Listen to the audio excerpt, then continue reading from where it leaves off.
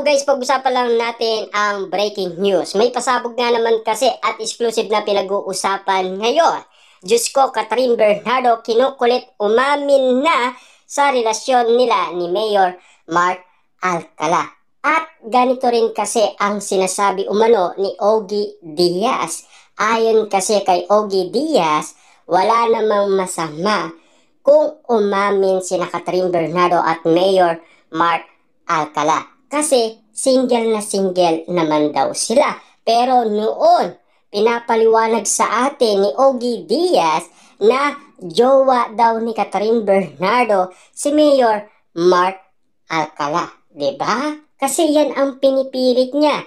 Lalong-lalo na ginagawa niya pang resibo sina Tita Min at Trina. Yan din kasi kung bakit palaki ng palaki ang issue ni Catherine Bernardo at Mayor Mark Alcala. Yan kasi ang nararamdaman din ng iba't ibang mga netizens. Ayon umano sa balita, nadidikitan ba ang puso kung ito ang premise posibleng magpadala si Catherine Bernardo sa payo ng maraming netizens na ang relasyon nila ni Lucena City Mayor Mark Alcala. Hindi na bago sa pandinig ang pangalan ng gwapong batang alkalde ng provincial city ng Quezon Province. Si Mark ay ex-boyfriend ng kapuso aktres na si Ashley Ortega noong wala pa siya sa posisyon.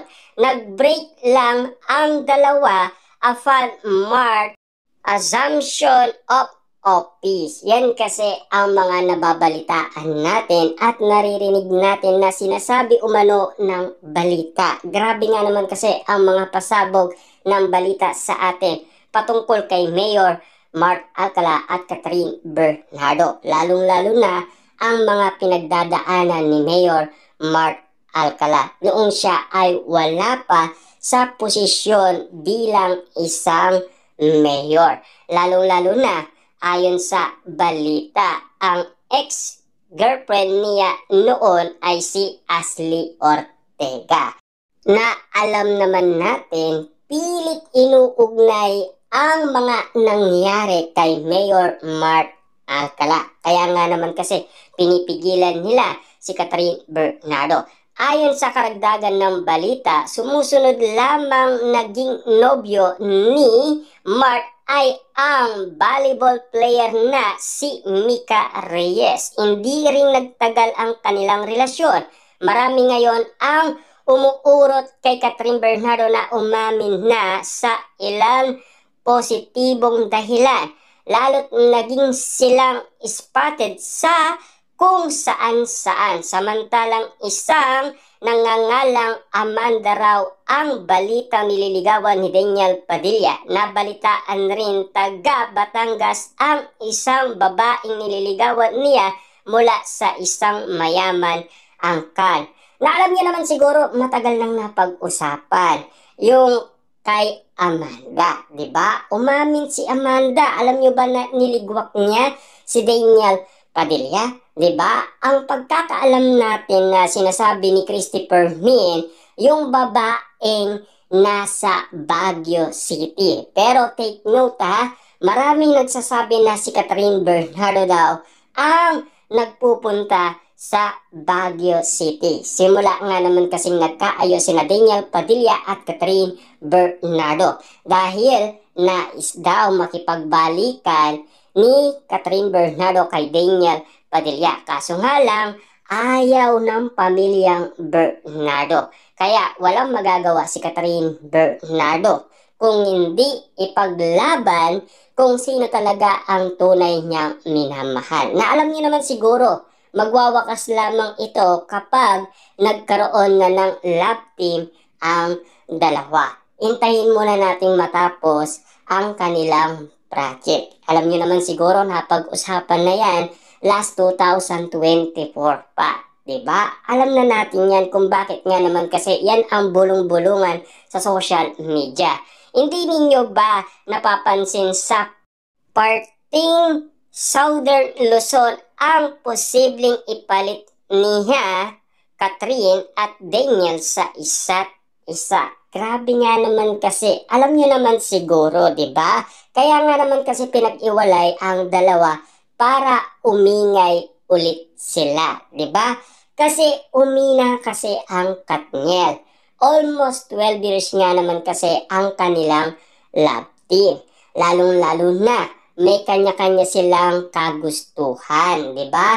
Lalong-lalo na si Daniel Padilla, natupad na ang kanyang matagal-tagal na pangarap bilang action star. Lalong-lalo na matagumpay naman nagawa ni Daniel Padilla kasi nabilib lahat ng mga tao sa kanya. Lalong-lalo na ang pagkakaling kasi ni Catherine Bernardo kay Mayor Mark Alcala, unti-unting bumabango ang pangalan Daniel Padilla. Kitang-kita niyo naman siguro kasi kung mas red flag daw si Mayor Mark Alcala, hindi naman gaano red flag daw si Daniel Padilla ayon sa mga netizens at mga sawsawerang kapitbahay. Pero marami pa rin nagsasabi na hindi katotohanan ang iwalayan Katniel. Ang naririnig natin noon na usap-usapan, pinalalakas lang sina Daniel Padilla at Catherine Bernardo. Para nga naman kasi mag-ingay muli sila. Para kapag nagkasama muli sila, maging blockbuster daw. Kasi alam niyo naman siguro, di ba, naglalaban noon ang Hello Love Goodbye at The House of Us. Kaso nga lang kasi, mas malakas ang Hello Love Goodbye kesa sa The House of Us. Kaso nga lang, ganun talaga.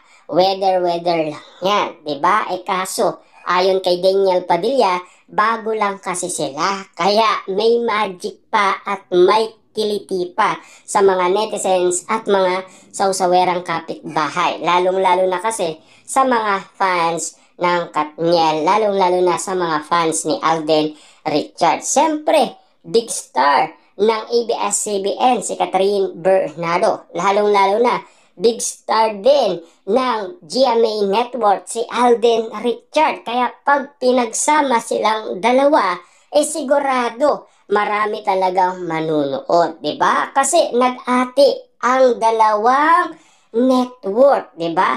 Kasi kita-kita niyo naman na talagang love na love ang dalawa.